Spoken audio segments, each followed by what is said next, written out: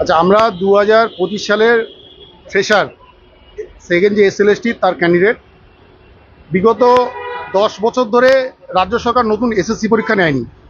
Supreme কোর্টের চাপে এবার মানে নিয়েছে, কিন্তু খুব বাধ্য হয়ে, না নেওয়ার পরিমাণটা বেশি ছিল কিন্তু তারা নিয়েছে। যাই হোক, এখন ঘটনা হলো যে এই যে নিয়েছে, যে সিট সংখ্যা ওরা দেখাচ্ছে, সেই সিট সংখ্যায় আগের আমরা কোনো সাবজেক্টে দেখছি আগের থেকেও কমে গেছে। ম্যাথামেটিক্সের মতো সায়েন্সের সাবজেক্টগুলো আগের থেকেও কমে গেছে, এবং 10 বছরে যে হারে বাড়ার কথা সে হারে বাড়েনি।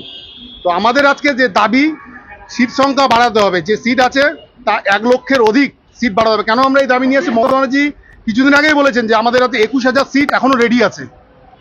তো সিট সংখ্যা বাড়াতে হবে। 2 নম্বর হলো এই যে 60-এর মধ্যে পরীক্ষা দিয়ে তারা 80-র মধ্যে রেজাল্ট পাবলিশ করছে।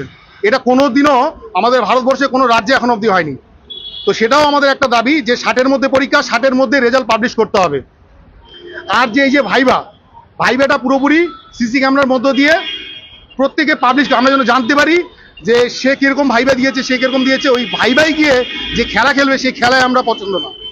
ততএব আমি আবারও বলছি, আমাদের দাবি, মেন দাবি দুটো, সিট সংখ্যা বাড়াতে হবে। আর 2 নম্বর দাবি, এই যে কাট অফ হিসেবে যে আমরা যে রেজাল্ট পাবো সেটা 60-এর মধ্যেই প্রকাশ করতে হবে। আপনারা কি করবেন? তোমরা আজকে কি করবে? আমরা যে ফ্রেশার ক্যান্ডিডেট, আমরা ওই অর্গানাইজড হয়ে একটা কল দিয়েছি, 1 থেকে 2 দিনের সময় পেয়েছি। সেইটাকে আমরা আন্দোলনে একটা ডাক দিয়েছি। আমরা এসএসসি ভবন যাব, গিয়ে আমাদের যেটা কথা সেটা আমরা এসএসসি ভবনের যে সেক্রেটারি আছেন, সচিববাবু আছেন, তাদেরকে আমরা জানাবো। যদি আজকে কোনো কারণে পুলিশ বাধা দেয়, আজকে হয়তো সংখ্যাটা আমরা 5,000 এসেছি, বাধা দিলে সেই সংখ্যাটা 20,000 হবে পরবর্তীতে। আমরা যদি না মানে আমরা আগামী দিনে বৃহত্তর আন্দোলনে যাব। আমরা আবারও বলছি, রাজ্য সরকারের উপর আমাদের কোনো ক্ষোভ বিক্ষোভ নেই। আমরা দিদির কাছে একটাই দাবি আমাদের, যে আপনারা এই যে ফ্রেশার ক্যান্ডিডেট যারা 10 বছর ধরে বসেছিল তাদের দিকে একটু লক্ষ্য করুন। কারণ আপনারা ওই 31,000 ক্যান্ডিডেট, ওরা তো সবাই 10 পেয়ে যাচ্ছে। যারা ফ্রেশাররা ফ্রেশাররা তো সুযোগই পাবে না। আজকে 60-এর মধ্যে 60 পেলেও তারা সুযোগ পাচ্ছে না, তারা তো 10 অলরেডি আগেই পেয়ে যাচ্ছে। নাম? আমার নাম সাফিউল হাসান, ক্যান্ডিডেট, আমি ফ্রেশার ক্যান্ডিডেট। 2 নম্বর দাবি হলো এই যে 10 নম্বর কোথাও উল্লেখ, গেজেটেও উল্লেখ নেই, 10 নম্বর পাবে।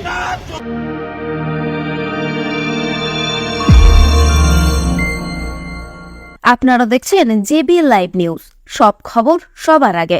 ছন্দে এখন আপনার প্রতিটি স্বাদের মুহূর্তই কাটুক দ্য গ্র্যান্ড চয়েস রেস্টুরেন্টের সাথে। এখানে পাবেন ইন্ডিয়ান থেকে চাইনিজ, মোগলাই থেকে ইতালিয়ান সহ নিত্য নতুন সমস্ত রকমের জিভে জল আনা লোভনীয় আইটেমের সমাহার।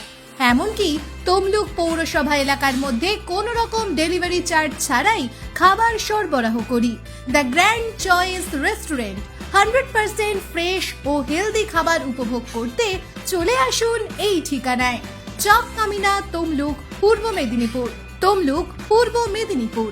আমাদের মোবাইল নাম্বার 8293070075 অথবা 9679373535। ওমা, আসছি মা। রিমি, তোরা গেলি কোথায়?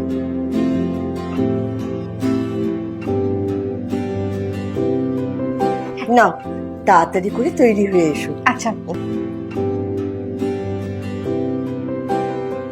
নে, তুইও তাড়াতাড়ি করে তৈরি হয়ে নে।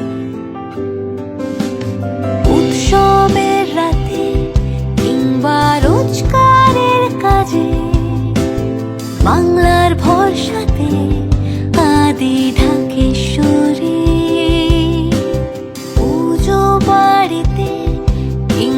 মার্চের এক রাতে রকমারিতে আদি ঢাকেশ্বরী নিমতড়ি তমলুকের আদি ঢাকেশ্বরী ঘরে ঘরে থাকে আদি ঢাকেশ্বরী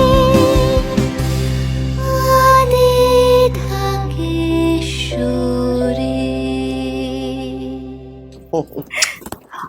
ও মা, দেখি দেখি আমাদের পরিবারের অটুট বন্ধন আদি ঢাকেশ্বরীর সত্যি অপরূপ লাগবে তোমায়। গোটা পরিবারের পছন্দ আদি ঢাকেশ্বরীর শাড়ি। প্রতিটি ক্ষণে প্রয়োজনে আদি ঢাকেশ্বরী তাম্রলিপ্ত, তমলুক, নিমতৌড়ি, পূর্ব মেদিনীপুর। পোশাক কিনলে সোনা উপহার। তমলুকে পুজো ধামাকা অফার নিয়ে হাজির হলো জ্যাপি। জামা কিনলেই সোনা ফ্রি। কেউ কখনো কাপড় দোকানে জামার সঙ্গে সোনা দেয় না।